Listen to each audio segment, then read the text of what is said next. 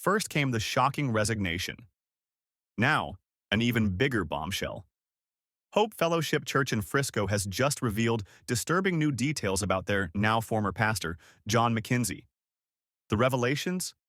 Multiple breaches of trust, years in the making. And yes, law enforcement has now been consulted. But here's the question on everyone's mind. How deep does this scandal go? And why did the church erase every one of Mckenzie's sermons from their website? Stick with me, because this update takes the story to an entirely new level. Members of Hope Fellowship received another email this week, signed by Angela Linz and Aaron Alexander, who are now serving as co-interim lead pastors. The tone? Heavy, painful. But this time, there was a new detail that changes everything. The email said, "Hope Fellowship family, this has been a difficult and painful week for all of us. Walking through uncertain times can feel overwhelming, but we have found comfort in grieving together. And in the midst of our sorrow, we hold fast to this truth. God is faithful, and He is still good. We have experienced God's grace and love throughout this week, and we are thankful for your prayers. We know many of you have questions about what has happened and about the future for us as a church. As we have learned more information, we are prioritizing processing together as a congregation. So we want to share with you more details that may answer some important questions. On Sunday, John Mackenzie confessed to our leadership team of sensual sin and moral failures. His confession was in response to the discovery of previously unknown secret behavior. John himself recognized that he was no longer qualified to serve as a spiritual leader of Hope Fellowship. We are walking alongside the Mckinzie family as they are processing this new season of healing in their lives. And we are walking alongside the other affected parties we are aware of at this time.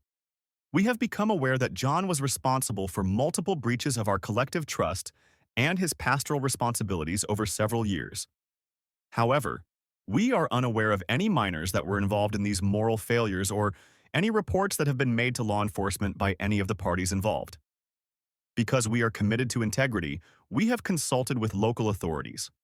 And, should we learn of any reportable offenses, we will immediately report them to the proper agencies. You may be wondering why past sermons have been removed from our website. To some of you, this might feel like yet another loss. As a staff, we are not trying to erase history. Rather, we are intentionally taking time to center the needs of our staff and our congregation. And we know that these past sermons may be viewed differently, with the fullness of the information we have now. At the time they were preached, we learned key principles from Scripture through John's messages. But now, we would be viewing these teachings through the lens of current circumstances. Searching for signs of John's sin in the midst of past messages is not going to lead to our healing. We are choosing to lean into what helps our church heal now. This weekend, we will worship together, process what we have learned this week, and grieve together as a family. We invite you to join us in person or online. One thing is clear. While this has taken us by surprise, it did not catch God off guard. Our mission remains unchanged: to invite everyone to follow Jesus and to help them move closer to the center of God's purpose for their lives. That is who we are, and that is what we will continue to do, together. Although these have been heavy days, we have been overwhelmingly encouraged by the volunteers, staff, and church community. We will continue to serve, and we call you to join with us as we move forward. Paul writes in 2 Corinthians 4:8-10, "We are hard-pressed on every side, but not crushed, perplexed, but not in despair, persecuted, but not abandoned, struck down, but not destroyed.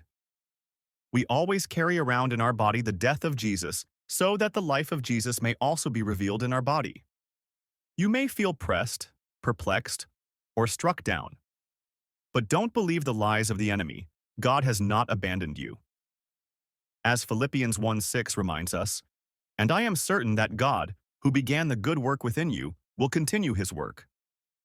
We grieve together, we hope together, and we trust God together. We love you dearly and look forward to being with you this weekend. With love, Angela Linz and Aaron Alexander, Executive Pastors/Co-Interim Lead Pastors. The letter admits that Mckenzie's so-called moral failures weren't a single slip, but a pattern of behavior spanning years. Multiple breaches of trust, the kind that disqualify a pastor forever. Here's the exact line. We have become aware that John was responsible for multiple breaches of our collective trust and his pastoral responsibilities over several years. And while they assure members that no minors were involved, the church has admitted something equally stunning. They've consulted with law enforcement. That means the possibility of criminal behavior hasn't been ruled out. Think about that. One part of the letter caught members off guard. Every single sermon preached by Mckinzie has been removed from the church's website. Now, the church insists they aren't trying to erase history. Instead, they argue that Mckinsie's words, once viewed as spiritual guidance, would now be filtered through the lens of his sin. And in their words, searching for signs of John's sin in the midst of past messages is not going to lead to our healing. But let's be real. Many in the congregation feel like their spiritual history has been wiped clean. The man who baptized their children, married couples, and preached for decades is now digitally erased. And that raises the question, when a pastor falls, should their teaching be erased too? Or does that only deepen the wound? The biggest revelation in this update is law enforcement. The church says, because we are committed to integrity, we have consulted with local authorities. And should we learn of any reportable offenses, we will immediately report them to the proper agencies. Now, let's pause here. If they've already gone to law enforcement, it means there is at least a possibility of something criminal. While they've clarified they are unaware of any minors being involved, the phrase multiple breaches of trust leaves the door wide open to speculation. And in scandals like this, speculation spreads faster than the truth, which is why many members are pressing for transparency. Because when a shepherd falls this hard, people don't just want vague reassurances, they want answers. Inside Hope Fellowship, the fallout has been devastating. Members are grieving. Some are angry. Others are quietly questioning their faith. The letter acknowledges this pain, saying, "You may feel pressed, perplexed, or struck down. But don't believe the lies of the enemy. God has not abandoned you." And while the leadership is calling members to grieve together, worship together, and move forward, it's hard to ignore the irony. For years, Mckinzie preached about faithfulness, accountability, and integrity, while secretly living in contradiction to his own message. And this brings us to the larger issue. Why does this keep happening? Why are so many megachurches, once seen as places of spiritual refuge, now making headlines for moral collapse? From Houston to Dallas, from Atlanta to New York, the pattern is hauntingly familiar.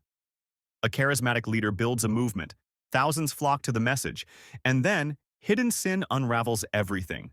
And when it happens, it doesn't just destroy a pastor's reputation. It shakes the faith of entire families, sometimes for generations. So where does this leave Hope Fellowship? The co-interim pastors are urging members to rally together, to worship, and to continue the mission. But let's be honest, the scars from this will last for years. Now, I want to hear from you. Should churches always reveal the full truth when a pastor falls, even if it's painful? Or is protecting privacy more important? Do you agree with removing past sermons? Or do you think that's erasing history? Drop your thoughts in the comments. I read every single one. And if you want to follow this story as it develops, and others like it, hit that subscribe button and turn on notifications. Because sadly, this may not be the last megachurch scandal we have to cover. But remember this: while pastors may fail, Christ never does. Hebrews 13:8 says, Jesus Christ is the same yesterday, today, and forever. That's the hope we cling to, even in the darkest scandals.